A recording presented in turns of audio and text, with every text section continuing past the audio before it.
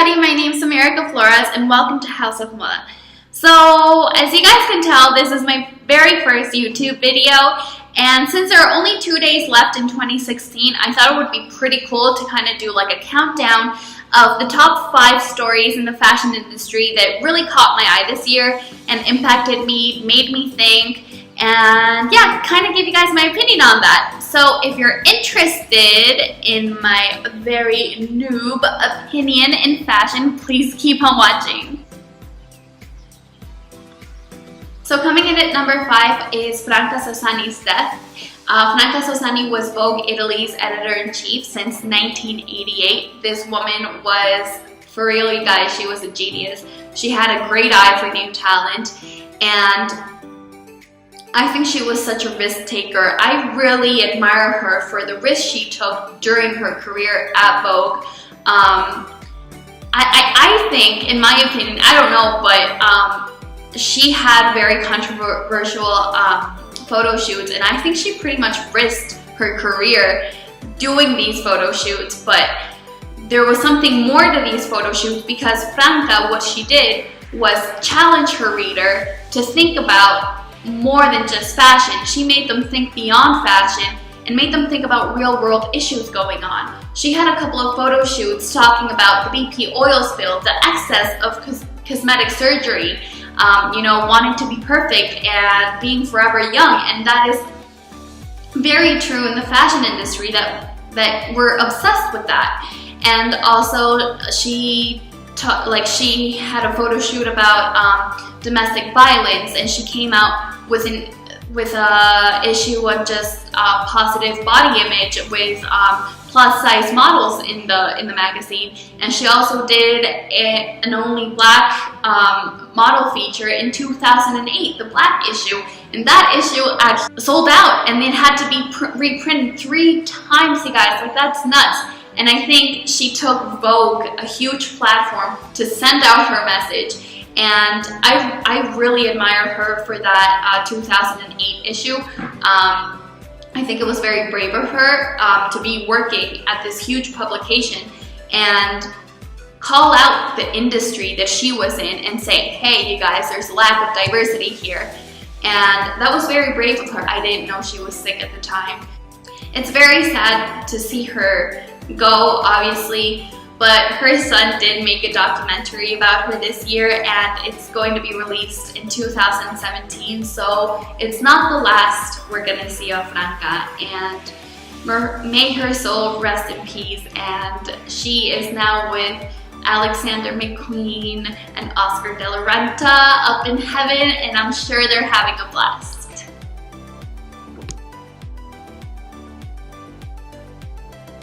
So coming in at number 4 is Maria Grazia for Dior. So it was announced that Maria would take over as creative director at Dior.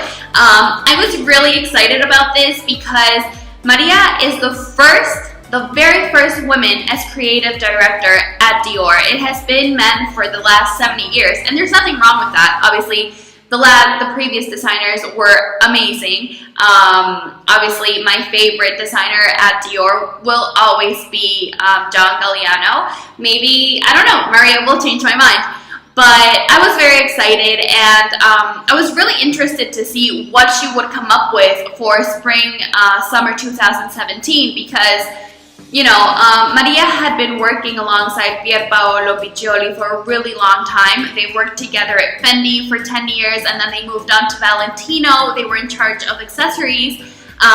They worked at Valentino for 17 years, and when the amazing designer Valentino Garavani stepped down, they took over as creative directors. So it's really interesting to see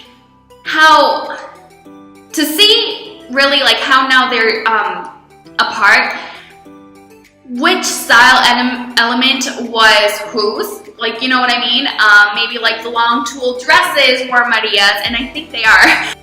And obviously when the collection came out, I went on Vogue.com and I looked at it, and it was precious, it was beautiful. It was a very new modern look for Dior, I think, and I think that's what the house needed.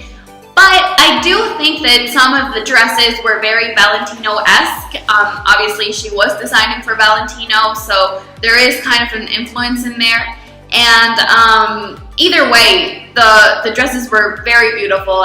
Her collection was inspired from fencing and tarot reading, because I guess Dior was a very superstitious man, so she wanted to pay tribute to him that way.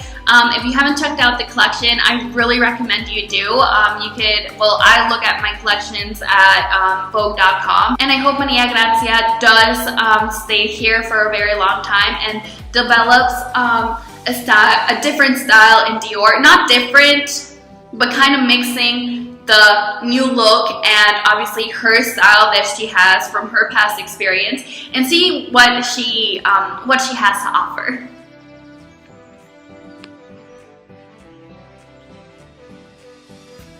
Coming in at number 3 is the Victoria's Secret fashion show. So this year's fashion show was held in Paris for the very first time. I truly think it was very long overdue, just because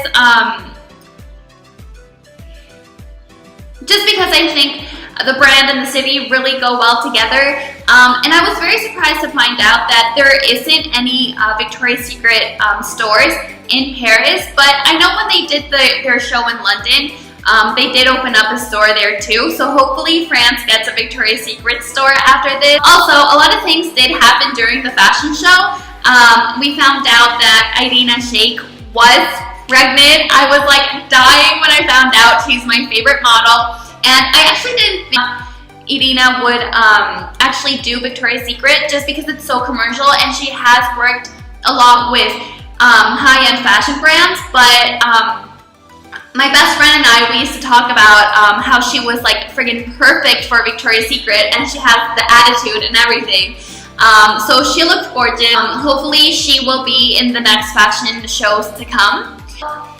Also, another model that I didn't think would be in the Victoria's Secret fashion show was Bella Hadid. Of course, her sister Gigi Hadid was in the Victoria's Secret last year and this year's, but I don't know, I can associate Gigi with Victoria's Secret, but not so much Bella Hadid. I think that Bella has a very high fashion look, and I was very surprised to find out that she was going to walk in the show. And speaking of Bella, some of the performers were Lady Gaga, Bruno Mars, and The Weeknd, her ex-boyfriend. Isn't that the perfect situation to bump into your ex-boyfriend as a Victoria's Secret angel walking down the runway? It was kind of awkward to see it, but she worked it. She really worked it, and she looked beautiful. Of course, since it was Paris, a lot of the fashion who's who was there. Olivier Rousteing, the designer of Balmain, was there, as well as Karine Rockfield.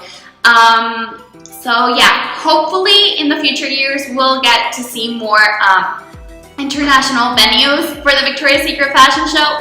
I think it would be sick to see a Brazilian fashion show in Rio de Janeiro. So we'll see what Victoria's Secret has in store for us for the next year. Bye guys!